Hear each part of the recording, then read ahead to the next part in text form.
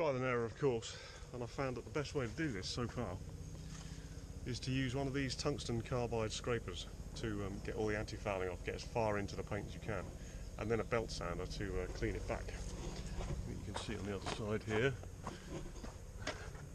that's one of the through holes, so obviously you can see the fiberglass colour, the blue is some sort of paint or coating, but it's tough, it's like a epoxy coating, I think.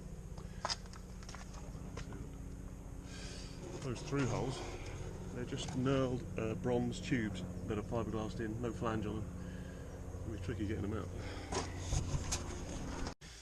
Because these two particularly are from the old depth sounder system, which had one on either side and a gravity switch. A little bit outdated now. So what I've done is just gone round them with an angle grinder. Just gone down the bases there, and I'm going to see if I can lever them out now. So that goes.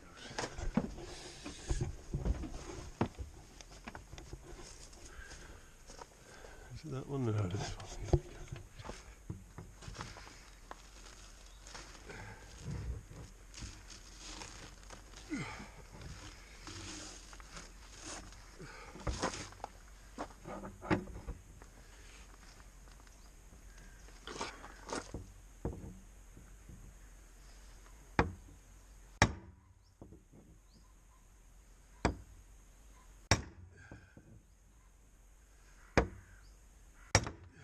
Good.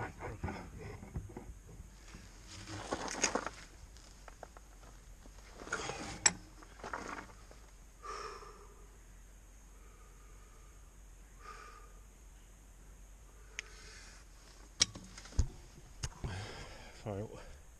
Think again.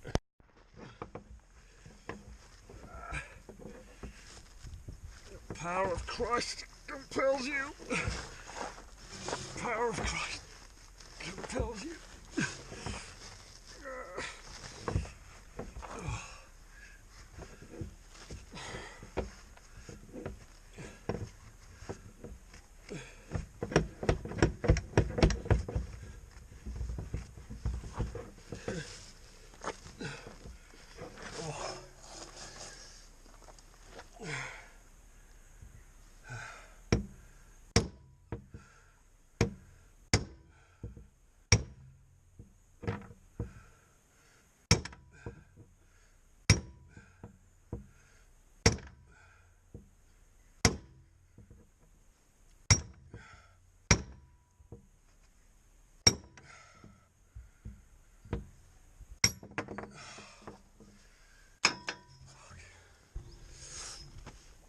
I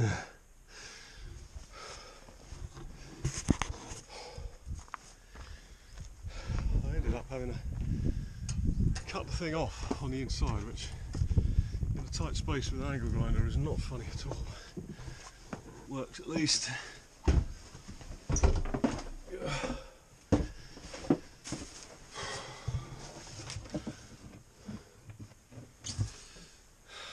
it is.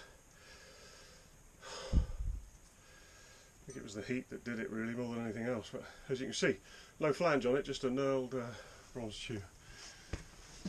There's the other half of it. Here it is.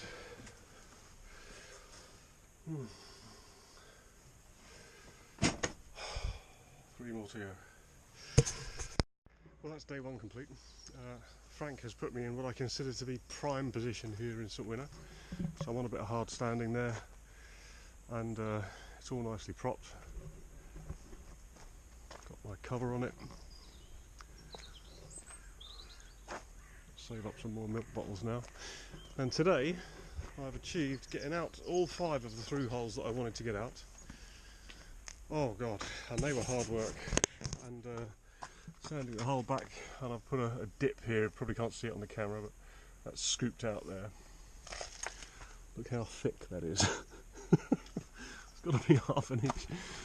Yeah, it's even thicker there. And the same thing here, that's two of them. Just 2 on this side. And then one there. And that was an old log, I think. But I mean, when I say old, a long time ago. That one there, that's the old depth sounder. The other side, the other depth sounder, transducer. and that's what was the galley, the sink outlet there.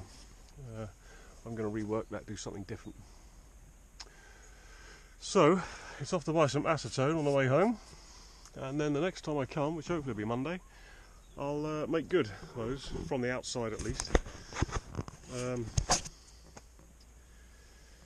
Yeah, and then start work on the stern gear. So that's coming along very well so far.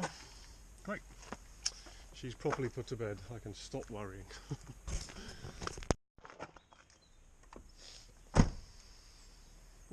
Morning. Here we are at the boat then. Time to do some fiberglass in. And there's a pheasant wandering up the boatyard. There he is, look. Yes. Today I'm going to fill in these holes. I've got some acetone, I've got fiberglass resin, got some mat. It's hammer time! I want to film this process, but when your hands are covered in fiberglass, it's hard to manage a GoPro, and I was focused on trying to get it right. So what I've done is use some resin with some fiberglass cuttings in it as filler to take up some of the imperfections in the hole. It's blocked off from the inside, and then wetted out a square of woven roving on some cling film, cut the cling film out, and then rolled the cling film up onto there so that it's so I don't have to handle it too much and pull it all to pieces. Those have gone on very well. So there's one there, exactly the same scheme, one there, and two on this side. So jobs are good. I've got to let that cure now before I can do anything else. Just trying to decide really whether because it won't be perfectly fair. Maybe I'll just filler it. Maybe I'll just filler it up level, and then maybe fine layer of woven roving over the top to just kind of, or maybe I'll just filler it, who knows. And from the inside, obviously I've still got to grind those back and do the same thing on the inside, so it forms a sort of a wedge fit from both sides and stuck in the middle. It's a winner, I think. It's a winner. So I've just locked up after day 2 of the maintenance. Today we fitted those through-hole patches. I've begun to scrape off here. Look, I've just done the bows. To be honest, I'm going to do that bit by bit. I think every time I get a spare hour where I need a tool that I haven't got or something like that, that's what I'll spend it doing, because that's hard work. Anyway, it's progress. I've been looking at the stern gear. Got the prop nut off and back the shaft back a little bit by uncoupling it in there. Come and have a look at this.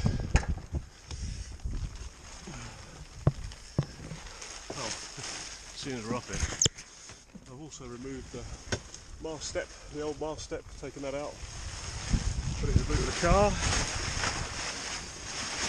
And this is the stern gear, and the leak was probably where the camera's pointing right now, just in that little groove there. What I did was uncoupled the shaft there, and then got hold of the gear and pulled it. Now, I'm going to say, I reckon, looking at that, I think the log is actually broken. I think it's actually broken. You know, there's nothing in there, and no resistance. This floor is loose, clearly. I think that's it, you know. I think the log there is smote asunder. I think it's broken. We'll find out, because I'm going to get a puller so I can get the prop off. As soon as I've done that, we'll know. So I had to pull the shaft out. Oh, well, I've just got home after another very productive day on the boat. It's day 2, or day 3 of it being lifted out. Day 2 of me down there. I've managed to plug all the through holes and do loads more. I'm a bit concerned about that log though, that stern tube. See, in some ways it's a good thing. If it is broken, at least I've positively identified the cause of the problem, and identified it before the boat sinks, because if that had failed, you know, it's been fiberglassed in, and now I know why, don't I? If that had failed, that would have been a catastrophic leak, very hard to control, because you can't just put a bung in there because there's a pipe through it, or a, you know, prop shaft. The problem, of course, is if it was just pitted, that stern tube, I could sleeve it with something, potentially. I could sleeve it with a bit of thinner stainless steel, thinner walled stainless steel pipe or something, just to slide it in there with some epoxy, get away with it. If it's broken, I can't really do that, because thin walled stainless steel pipe won't provide anything like enough structural support, you know, strength. So if it is broken, the issue here is I've got to get the old log out. Whatever is left in there, I've got to get it out so I can put a new one in. Oh God. Wait and see. Let's not jump the gun.